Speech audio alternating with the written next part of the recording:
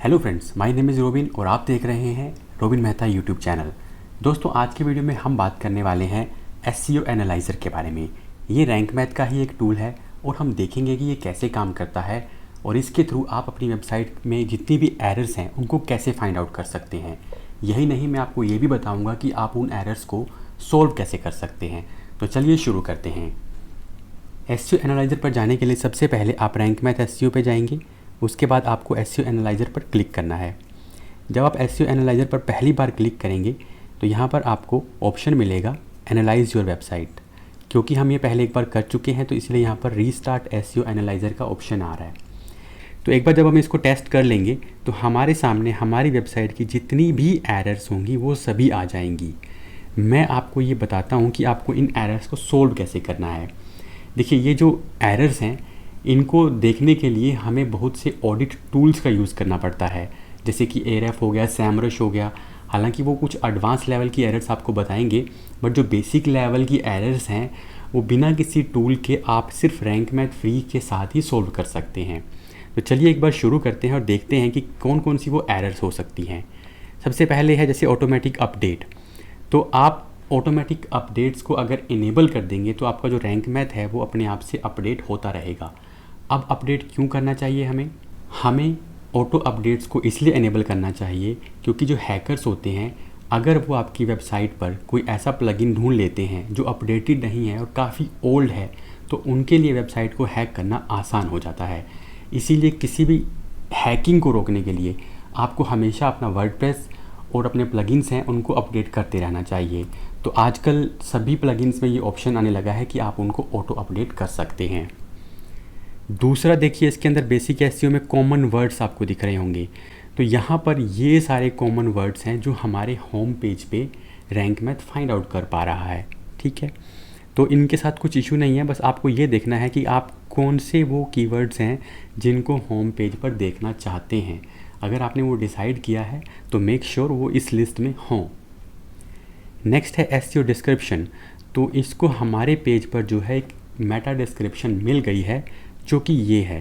ठीक है, तो ये टिक यहाँ पर दिख रहा है, इसका मतलब ये ओके है, मतलब आपके पेज में मेटा डिस्क्रिप्शन है और वो सही है, आपको उसके साथ कुछ भी करने की ज़रूरत नहीं है। नेक्स्ट जो है H1 हेडिंग। तो अब यहाँ पर देखिए एरर क्या है, क्रॉस का साइन लगा हुआ है, इसका मतलब एरर है too many H1 tags found on your home page.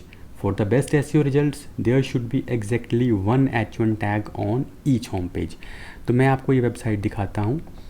इस पे ये बोल रहा है कि ये जो सारे जो हमारे पास हेडिंग्स हैं ये H1 में हैं, जबकि क्या होना चाहिए, एक ही H1 होना चाहिए, बाकी आप H2, H3, H4 कर सकते हैं। तो अभी हमारे पास जैसे ये बोल रहा है, मान लीजिए एक हेडिंग है, ठीक है, फुल सर्विसेज डिजिटल मार्केटिंग। तो इसको हम देखते हैं। तो ये हमारे पास एक H1 हेडिंग होगी, एक तो होनी ही चाहिए। उसके बाद क्या है, मेमोरेबल वेबसाइट्स दैट सेल। तो ये दूसरी है। देखिए, अब मैं इसको देखना चाह रहा हूँ कि ये H1 है, कैसे पता चलेगा। एक तो आप इस वेबसाइट के अंदर जाएंगे, ठीक है, उसके थ्रू इसको चेक कर सकते हैं। दूसरा आप क्या कर सकते हैं, आप इंस्पेक्ट करके भी इसको चेक कर सकते हैं कि इस पर कौन सा टैग लगा है। तो ये है वो। तो यहाँ पर आप देखेंगे, देखिए यहाँ पर H1 आ रहा है। जब आप इसके ऊपर लेके जाएंगे तो आपको यहाँ पर H1 दिख जाएगा। ठीक है, और इसके अलावा क्योंकि इस मूव कर रहा है तो मैं नेक्स्ट देखता हूँ, SEO service that drive result. ठीक है, इसके अलावा और क्या है, एक बार हम इसको इंस्पेक्ट को बंद कर देते हैं। ठीक है, तो ये सारी हेडिंग्स क्या हैं, इस स्लाइडर के अंदर आ रही हैं। तो हमें मेक श्योर करना है कि हमारे पास सिर्फ एक ही H1 हो और बाकी सभी क्या हो, H2 हो। तो इसको हम सोल्व कर सकते हैं अपने तरीके से। नेक्स्ट है H2 हेडिंग। तो यहाँ पर आप देखेंगे कि टिक लगा हुआ है, इसका मतलब हमारे पेज पे ये वाले जो टैग्स हैं ये H2 में, ये सारी H2 हेडिंग्स हैं। तो ये हमारा ओके है, इसमें हमें कुछ भी सोल्व करने की ज़रूरत नहीं है। Image Alt attribute.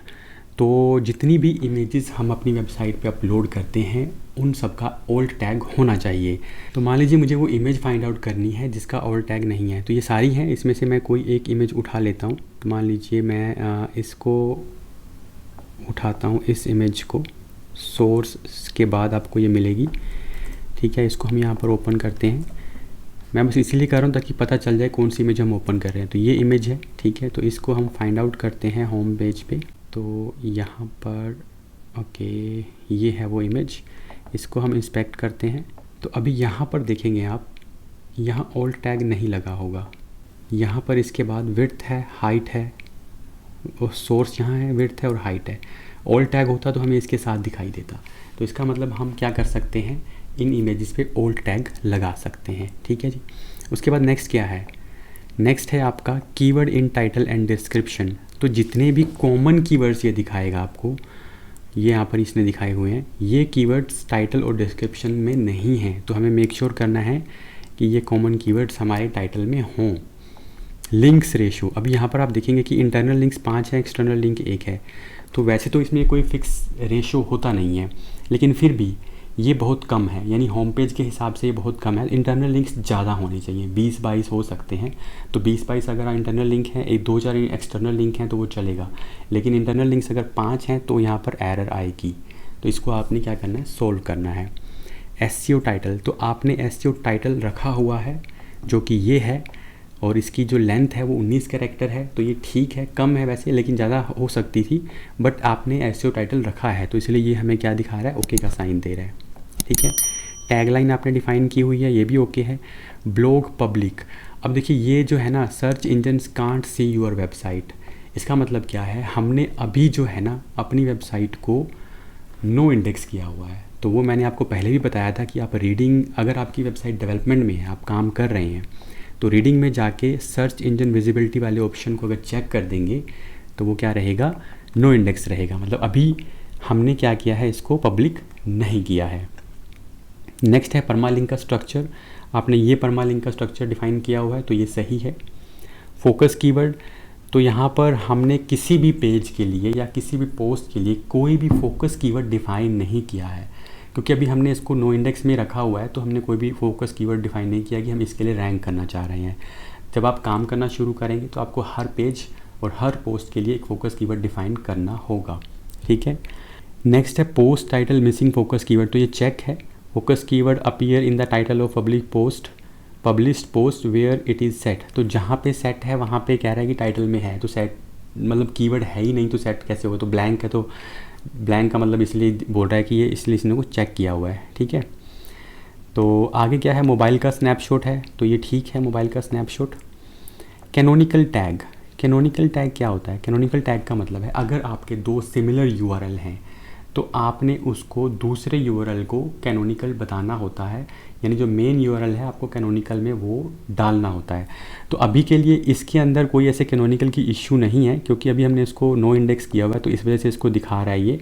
अदरवाइज़ आपके केस में ऐसा कोई इशू नहीं आएगा। अगर आता है तो आप क्या करेंगे, आप किसी भी पेज को ओपन कर लेंगे। मान लीजिए मैंने यहाँ पर ये एक पेज ओपन किया, ठीक है, इस पेज को मैं ओपन कर लेता हूँ। पेज ओपन करने के बाद आप रैंक मैथ की सेटिंग में जाएंगे और यहाँ पर आपको कैनोनिकल यूआरएल मिलेगा। तो यहाँ पर आप वो यूआरएल एंटर कर देंगे। अगर ये ब्लैंक होगा तो यहाँ पर आप वो यूआरएल एंटर कर देंगे। ठीक है। मोबाइल के केस में भी तो ये हमारा मोबाइल वाला इशू जो है इसमें नहीं आएगा। नेक्स्ट है नो इंडेक्स मेटा, तो ये मेटा, ये जो एरर है ये वही है, क्योंकि जैसे मैंने बताया कि हमने इसको नो इंडेक्स किया हुआ है, तो आपके केस में ये एरर नहीं आएगी। www कैनोनिकलाइजेशन, तो हमारे जो दोनों यूआरएल हैं, भले ही वो www वर्जन हो या नॉन www वर्जन हो, वो दोनों एक ही यूआरएल पे जा रहे हैं। तो ये आपको मेक श्योर करना है। अगर वो दोनों अलग अलग यूआरएल पे जा रहे हैं तो गूगल उनको अलग अलग कंसिडर करेगा। ओपन ग्राफ मेटा, तो ये अगर आप रैंक मैथ इंस्टॉल करते हैं और उसमें ओपन ग्राफ मेटा की सेटिंग आती है, उसको चेक करते हैं तो आपके वेबसाइट पे ये इंस्टॉल्ड हो जाएगा। इसका मतलब क्या है कि जब भी आप अपनी वेबसाइट को कहीं पर शेयर करेंगे तो वो इमेज के साथ शेयर होगा। ठीक है। तो मेक श्योर ये ऑप्शन चेक होना चाहिए। robot.txt, तो हमारी वेबसाइट पे robot.txt है। ठीक है। स्कीमा मेटा डाटा, तो ये जब हमने इंस्टॉलेशन का प्रोसेस किया था तो हमने स्कीमा डाटा को भी ओके किया था। आप वो वाला वीडियो देख लीजिएगा, उसका मैं लिंक नीचे डिस्क्रिप्शन में भी डाल दूंगा और ऊपर आई बटन पे भी आप जाकर उसको देख सकते हैं। सर्च कंसोल, तो हमने अपनी वेबसाइट को सर्च कंसोल के साथ लिंक किया हुआ है, ये भी इंस्टॉलेशन वाली वीडियो में आपको मिल जाएगा। साइट मैप, तो हमारी वेबसाइट पे एक साइट मैप भी है। ठीक है। इमेज हेडर एक्सपायर, तो ये सारे जो चीज़ें हैं ये सभी के सभी कैशे प्लगइन से रिलेटेड है। तो मैंने जो है इस पे एक कैशे प्लगइन को इंस्टॉल किया हुआ है जिसका नाम है WP फास्टेस्ट कैशे। तो आप कोई भी कैशे प्लगइन इंस्टॉल कर लेंगे तो ये सारी जो ऑप्शंस हैं वो क्या हो जाएंगी, सोल्व हो जाएंगी, कोई इशू नहीं आएगा। अब ये रिस्पॉन्स टाइम है तो ये डिपेंड करता है काफ़ी सारे फैक्टर्स पे, जिस पे हम कभी आगे आने वाली वीडियोस में बात करेंगे।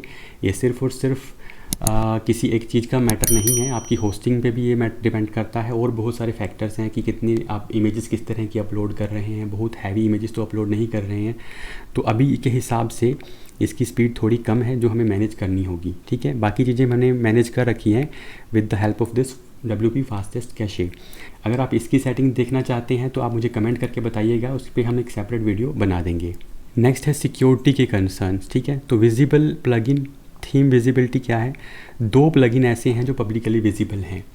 पब्लिकली विजिबल होने का नुकसान वैसे नहीं है, बट अगर कोई आपकी वेबसाइट को हैक करना चाहता है तो उनको पता रहेगा कि कौन से प्लगइन आपके पास हैं, ठीक है। तो ये प्लगइन्स का फीचर है, वो प्लगइन के अंदर ऐसी ऑप्शंस नहीं हैं कि वो उसको हाइड करें, तो आप इसमें कुछ नहीं कर सकते। हाँ, आप अलग से अगर कुछ करना चाहते हैं स्पेशली, तो आप कोई ऐसा प्लगइन इंस्टॉल कर सकते हैं जो आपके इन प्लगइन्स को हाइड कर दे। तो ऐसे प्लगइन्स अवेलेबल हैं, उनको इंस्टॉल करेंगे तो ये भी हाइड हो जाएंगे। या फिर कोई और दूसरा सिक्योरिटी प्लगइन जैसे वर्डफेंस वगैरह भी इंस्टॉल कर सकते हैं, ठीक है। थीम विजिबिलिटी, तो ये जो थीम है वो पब्लिकली विजिबल नहीं है, तो ये थीम का मतलब फ़ीचर है, प्रो फीचर है ये, जिसकी वजह से कोई बता नहीं सकता कि आपकी वेबसाइट पे कौन सी थीम इंस्टॉल्ड है। Directory listing seems to be disable, तो डायरेक्टरी लिस्टिंग का मतलब है कि आपकी वेबसाइट जो है ना डायरेक्टरी की फॉर्म में नहीं है, ये जिस तरह से होनी चाहिए वैसे है, तो ये फीचर भी क्या है हमारा ओके है। सिक्योर कनेक्शन, तो हमने इस पर HTTPS इंस्टॉल किया हुआ है, ठीक है। होस्टिंगर से हमने इसको होस्टिंग को बाय कर रखा है, तो अगर आप वो भी बाय करना चाहें तो उसका लिंक मैं नीचे डिस्क्रिप्शन में डाल दूंगा। तो वो हमें क्या प्रोवाइड कर रहे हैं, फ्री में SSL सर्टिफिकेट भी प्रोवाइड कर रहे हैं। तो ये सारे फीचर्स जो हैं हमारे जितनी भी जो एरर्स हैं वो हम सोल्व कर सकते हैं। तो आई होप आपको ये सारी सेटिंग समझ में आ गई होगी। फिर भी अगर आपका कोई डाउट है तो आप कमेंट में पूछ सकते हैं। आपसे फिर मिलते हैं नेक्स्ट वीडियो में।